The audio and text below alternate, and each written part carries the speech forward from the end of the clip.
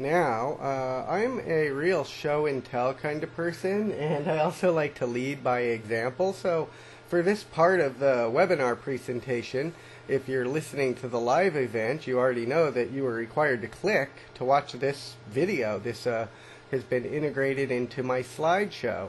And what you're looking at here is an actual presentation I worked on with one of my customers. And basically it's a HTML presentation. I prefer HTML type presentations because what I can do is basically link pages together. As you can see right here, there's lots of stuff for my attendees to do. I mean, for example, if someone wanted to click here and join sometime throughout the event, they could click there. Here's a place to download a brochure. I'm going to show you how that works in just a sec. But first I want to show you how this basically works.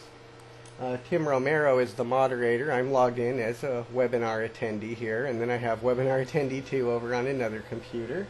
And basically all I'm doing here on the Tim Romero computer is basically clicking through web pages where this header graphic is linked. As long as the presenter has synchronized browsing on, and whenever he clicks on that, he's going to take us to the page. So I want to show you here, these are all active links. For example, I can click on that, and once again, the best way really to keep your audience engaged is to give them stuff to do, to download your notes, click to watch videos. There's nothing more boring than listening to someone read a PowerPoint presentation. So here's actual notes that I can have my guests download, and I can click on File, explain to them how to save those onto their computer, etc. I'm just going to go ahead and save this to my desktop. There we go. Saved, close out. You'll notice that opened in a new window so that my guests aren't losing changing the page here in the middle of the presentation. You want to keep your guests where you want them to be. What I'm going to do now is go ahead and click on the next slide, and as you can see here, here's again another example that I'm using in this actual presentation where my guests are required to actually click on this video to watch a portion of the presentation. Now I've turned my speakers down so you won't hear that video playing back. But as you can see, it gives my guests something to do. And this is why I love using pre-recorded videos as well. It really keeps me on track. Then normally what I do is I ask people to just type done here in the text area when this video is finished playing for them. And then I can continue on to the next slide.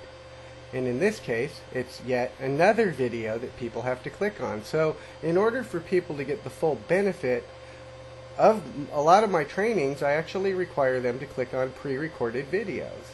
So it keeps them engaged, and again, to me there's nothing more boring than someone reading PowerPoint slides to me. Whether it's at a live hotel meeting or whether it's at a webinar, but at a webinar it's even worse because really all you have to keep your audience engaged is your voice and whatever type of content you're displaying over here. So you want them paying attention. Now, that's a couple ways to do things, is to create HTML type presentations and give people things to do, like fill out surveys. You can also do polling, and I'm going to go ahead and actually launch a poll so you can see what that looks like. And I'm going to go ahead and begin the poll. And this is obviously done in the WebMeet live conferencing environment. And this poll question basically says, at a live webinar, which would you rather do? Listen to the host read PowerPoint slides, stare at a blank screen while the presenter talks, which would be similar to just, and I've been to a lot of webinars like that, where I'm basically looking at someone's web page and they're talking. And I might as well just get on a teleconference call if I'm going to do that. Or would you rather watch videos, answer poll questions, and participate in the conversation just like at a live hotel meeting? So to me, a webinar is just that. You're trying to duplicate to the best of your ability a live meeting where you have that energy and that excitement and there's participation. So and so I'm going to go ahead and vote. I'd rather do this, and I'm going to run over to this other computer just for a second.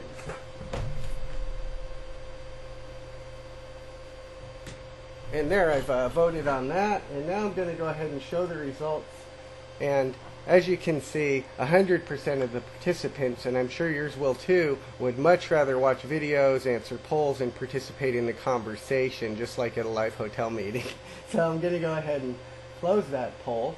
And again, continuing on with this sample presentation, well, then you want to always include questions and answers during your event. So leave enough time during your event to answer questions. Let people, if they have microphones, let them come to the mic and verbally ask their questions. Don't just restrict people to the text area. So I don't know how many that was, but that's several ways to keep your audience engaged.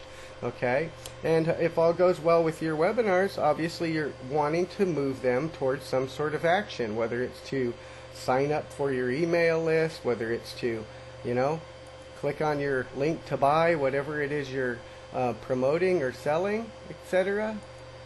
Download your ebook or whatever. So again, keep your audience engaged, make it interesting, make people do things during your event, and by all means keep them part of the conversation, and it'll make your web meetings much more exciting than simply you sitting here pushing a PowerPoint and reading the slides to them.